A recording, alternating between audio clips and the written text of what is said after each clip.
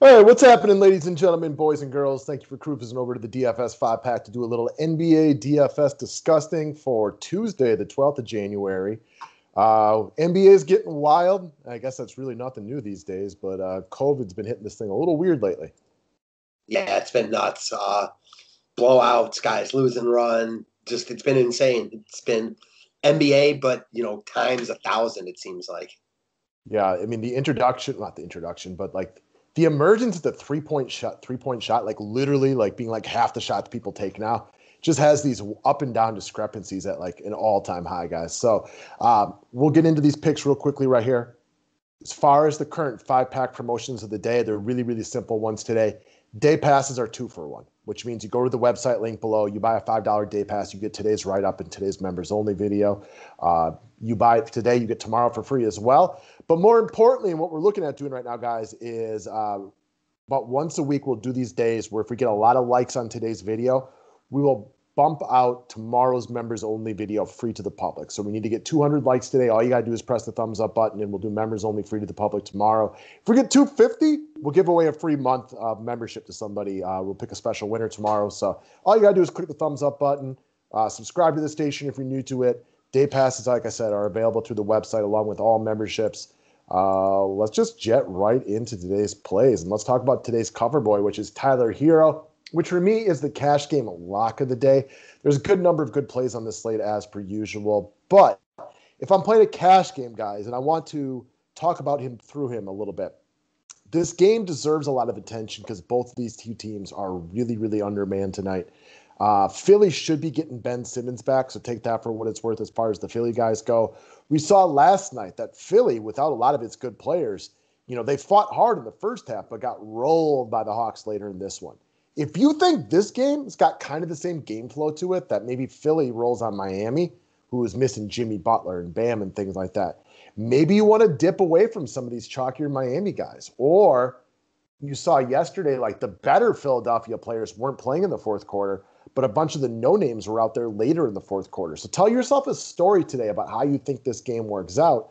But if you think the game's even semi-competitive, I think Tyler HERRO is the best likely guy from the Miami Heat to produce major points. He's going to be very, very popular today. The other thing about HERRO versus like a Jimmy Butler, though, like we saw HERRO out there like well into the fourth quarter when Milwaukee was winning by 500 points, last week or 2 weeks ago, whenever that was. So I think he's relatively safe for good minutes. But tell yourself a story about how you think this game works out and how you want to treat the players as a whole. Yeah, agreed. It's hard to fade him because, like you just mentioned, it's not a situation like Embiid. This isn't a guy that they're not playing on back-to-backs that they're worried about giving an extra run to. I mean, how old is HERRO? 13? You know what I mean? Like 12. Yeah, he's young. He's a guy that, he came out after his freshman year. This is his time to shine. So I can definitely get on board with the tournament fade, but I don't think it's just cut and dry and like, oh, you think Miami gets rolled here, you fade him. I think you got to have some more, madness behind your method, I guess. Method behind your madness. I don't know. I said that wrong, but it kind of came out right at the end.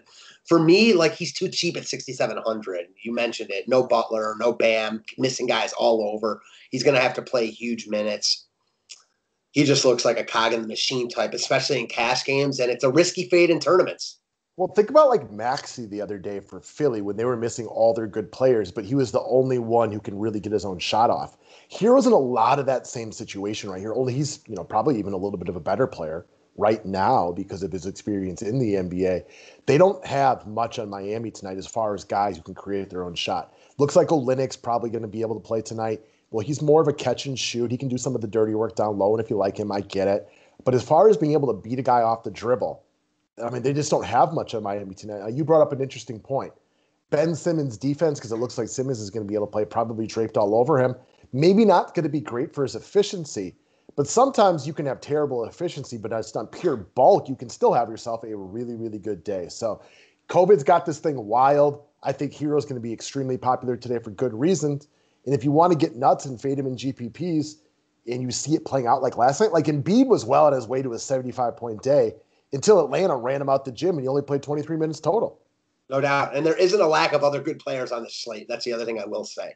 Yes, no doubt about it. All right, man. So let's move away from a cash game guy to a GPP guy.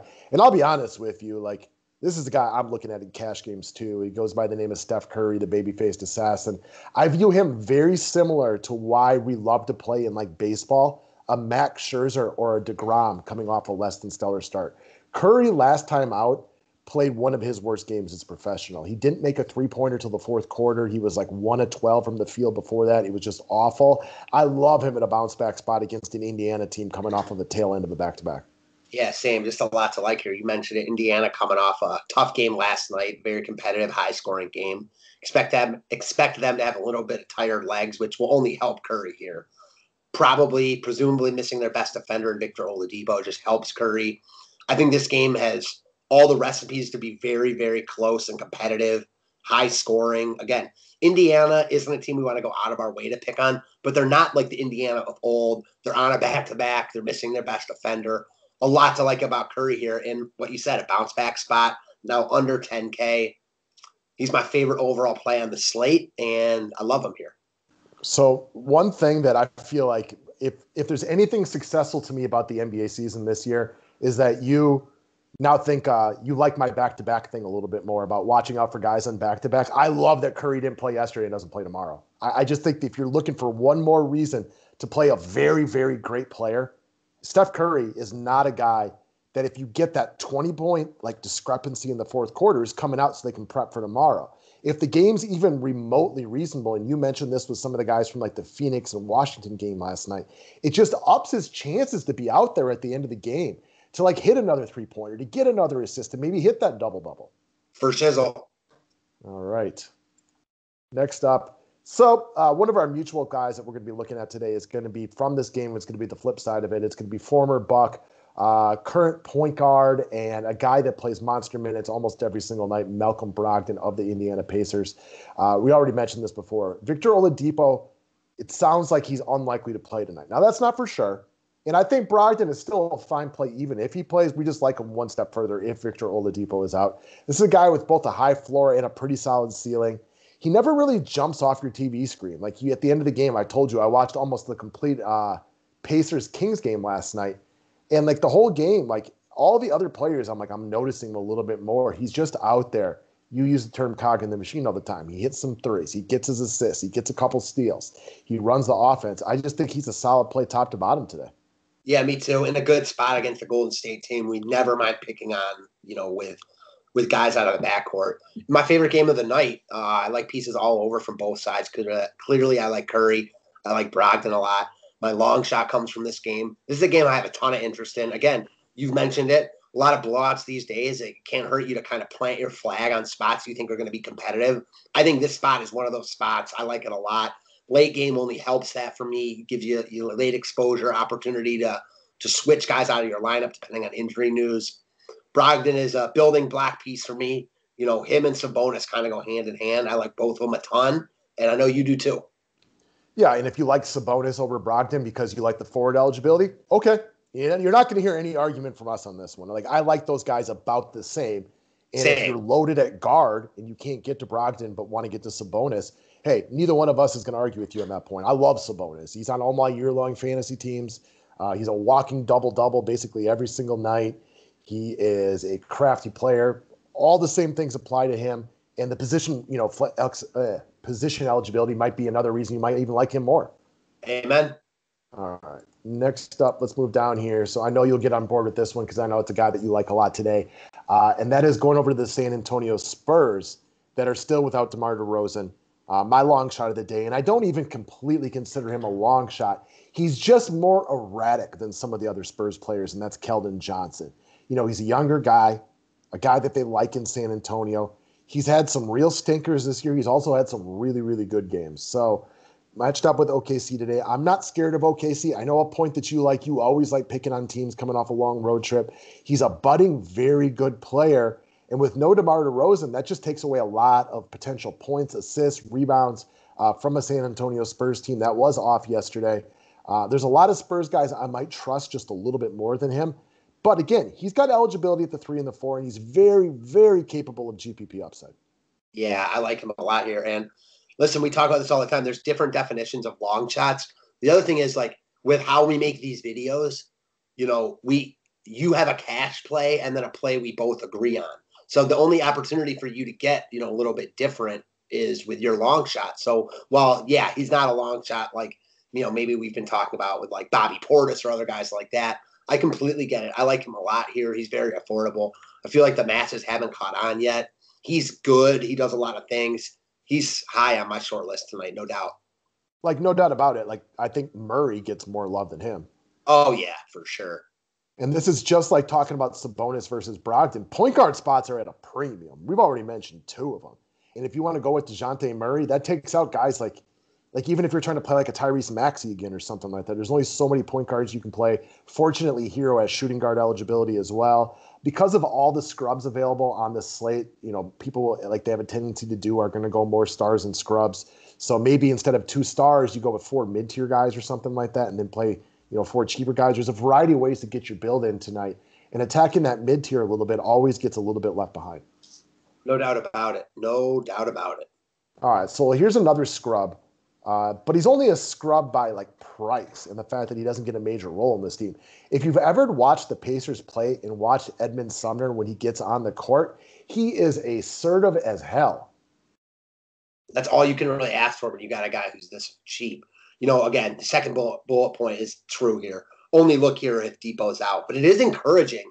He played like 11 minutes last night, put up 15 DK points. This is a guy that can get hot quickly.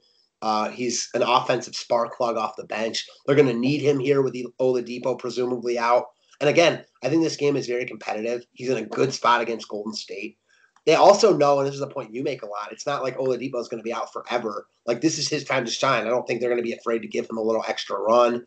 McDermott was the guy last night, but that doesn't mean it won't be Sumner tonight. At 3,100, the risk is minimal. Again, I like him quite a bit at this price point, assuming Oladipo's out.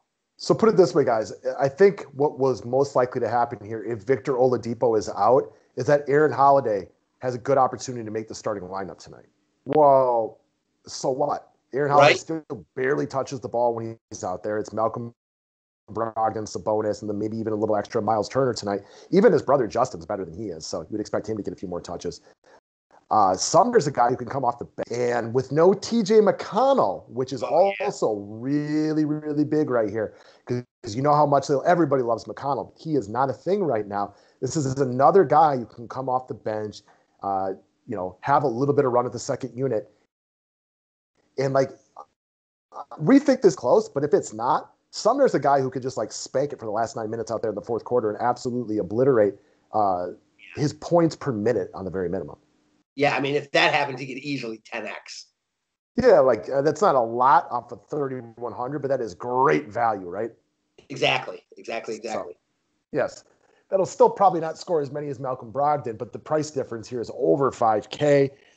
He falls into a little bit more of the long shot category because another point is that first game, assuming the first game plays, there's going to be a lot of really, really cheap guys from that game that are going to get some exposure. But what I want to talk about is going back to the game from last night, Atlanta versus Philly.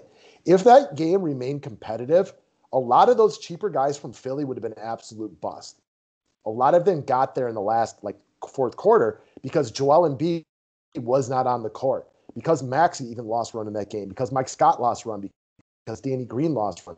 If that game had remained competitive, a lot of those dudes who got there in the end would barely have played in the fourth quarter. But because it was out of hand, guys like Danny Green, knowing that there was a game today, were no-shows in the fourth quarter. No doubt about it. So when we're talking about that first game, and this is a little off subject for Sumner, tell yourself a story about how you think it works out. And if you think it's going to be competitive, Sumner could easily outscore a lot of those cheaper guys on Miami. Mm-hmm. All right, guys, that's what we got for today. Don't forget, we are trying to give away some free stuff. Hit that like button, subscribe to the station if you're new to it, and we will talk to you all a little bit later. Thanks, guys.